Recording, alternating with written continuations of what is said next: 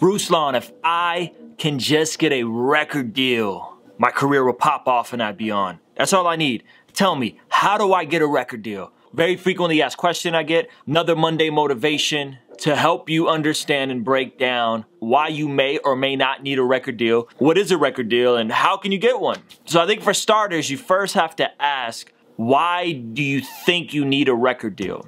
Ask yourself that. What do you think they could do for you? Basic breakdown of record companies historically. Initially, record companies were the people that helped you create the records. They'd help you produce the records, they'd help you record the records, they'd help you manufacture the physical records, right, because of the record company, and they would oftentimes use payola to get your record on the radio. As technology advanced, that started to evolve, and people were able to develop cheaper studio equipment, able to record more music, faster, higher quality. Record companies then started to become the necessity for distribution to get your album in stores. Remember music stores? They used to get your albums in stores, they used to help with promotion and marketing, and they'd also give you money and give you an advance and give you dollars to live off of. And now record companies are really just glorified banks. They still help with studio time, they still help with relationships, but they're basically just a glorified bank giving you money at a very high interest rate to help you make the music, and they're also good at marketing and promoting the music, getting it past some of the gatekeepers. FM radio, pop radio, that's probably one of the last things that the record companies still have a stronghold. In this era, it's pretty fair to say, with the success of Chance the Rapper, success of Nipsey Hussle, the success of Macklemore, the success of guys like Lecrae, it's fair to say that you don't need a record company. It depends on what your goals are. Understand why you may or may not need a record company, and understand what you're actually looking for. Do you just need their capital? Do you need someone to help you make the music? Why do you think you need a record company? You have to start with that point. There's all kinds of different record companies. The most commonly known is a major label record company. All major labels are owned by one of three major corporations. Sony, which owns Epic Records, Columbia, RCA, and then there's Universal, which owns Interscope, Capitol, Universal Republic, and then there is Warner, which they own Atlantic and Warner Music. What you have to understand is these are publicly traded companies.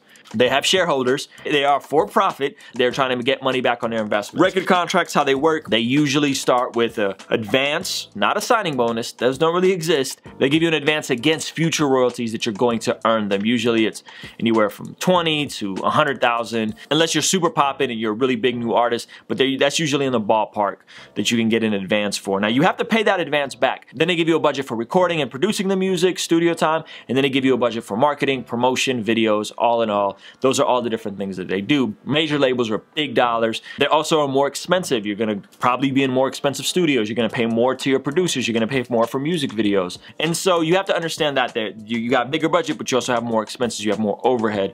And then the split usually looks something like the label takes 85 to 90% and the artist gets 15 to 10%. And now almost all new artists are signing 360 deals, meaning they get a percentage of everything else. They get a percentage of your show money, anywhere from 5 to 25% of all your future show money. They get a percentage of your merchandise. Sometimes it's 5, all the way up to, I've seen 50% taken from merchandise. They get a percentage of endorsements. They get a percentage if you break into Hollywood and you start acting. So they get a cut of everything, right? Which, depending on who you're with, if you're with a label that's really strong in touring and they're killing it in touring, it makes sense for them to take a percentage of your show money because they're gonna help get you on the road. But oftentimes these major labels aren't engaged in your endorsements. They're not engaged if you're touring well. They wanna make their money back. And so now they're taking a slither of all these different things and it's leaving the artist with less and less. I understand, because music is not selling the way it used to. Everything is moving into streaming, and so these labels have to make their money somehow. So they sign everybody to these 360 deals. They get a percentage of everything.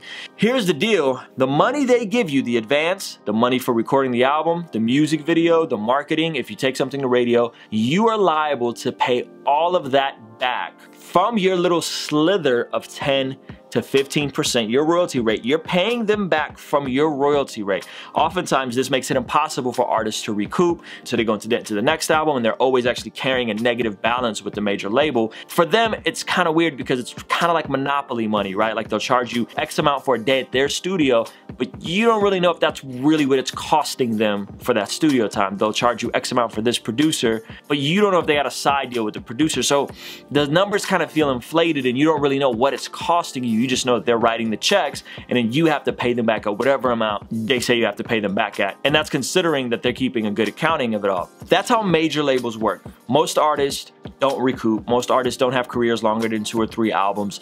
Very seldom will you see someone have a 5, 6, 7 album run. And major labels are going to have some input into creative control. They're going to have a hand in things. And so that's the major label game. They're bigger conglomerate companies, and there's some like indie major companies, right? Like that are big enough where they operate like a major, but they still act like they're an indie company. And then there's actual independent companies, independent labels. Those are usually much more flexible. You're not gonna get a bunch of money up front, but what you are gonna do is you're gonna get a more focused, zoned in machine behind you that's very engaged. And in that type of situation, you usually recoup together, meaning all the money that comes in, you first pay whatever you spent on the record, not just out of your slither, your 10 to 15% versus a major label. So you recoup together. It's usually a more reasonable split. With an independent label, you can do a 40-60 split in the label's favor, sometimes a 50-50 split. One of the things major labels do is they take some of your publishing. Independent labels sometimes do or don't take publishing, but there's more flexibility there. And Wendy Day wrote a great book about this. I'd encourage all you guys to check it out. It's called How to Get a Record Deal, right? Which is what this video is about. The metaphor she uses is that major labels are like big old cruise ships. It's very difficult for them to course correct if they got to go the opposite direction, if they got to change directions. Whereas indie labels are like super fast little speedboats. They can move around, they can turn around, they can go an opposite way. If a record isn't working, the first single isn't working, they can pick another single, they can keep it moving, they can adjust. Usually their overhead is less, you're spending less money on making the music, you're spending less money on marketing the music, and it's a more refined, niched way of going in. How do you get a record deal? Major label, independent, you gotta know what your goals are, you gotta know why you wanna sign with either one. And the key in all of it is leverage, leverage, leverage. The answer that I'm gonna give you is the same answer Wendy Day gives you. The answer is build up your career in a way where you don't need a record label. That gives you leverage because now you're not hurting for money. You're actually self-sustaining off of your art and off of your music. You have your own fan base. You have your own shows. You have your own merchandise. Now you're in a position where you can make $100,000, $200,000, $300,000, $400,000 a year off your art, and it gives you the leverage to accept the deal or not accept the deal. Because if you're making $500,000 from your music, why would you take a deal where they're taking a slither of everything and you're only getting 10%? You're only getting 15%. My suggestion to you guys is build your own brands, build your own followings, build your own touring infrastructure, whether you want to go with a major or independent, and let the labels come to you. Make enough noise, create enough buzz, create enough dope music and dope content where the labels come to you. And when they first come to you, it's probably too soon. You probably need to hold off a little longer. You probably need to wait another year or two and keep doing it. Don't be thirsty. Don't just jump on the first deal that is put in front of you. Take your time and build up the right leverage so that you can get the right deal to fulfill whatever it is your goals are. Again, big shout out to Wendy Day. She wrote an amazing book about this, How to Get a Record Deal. I think it's like $11.99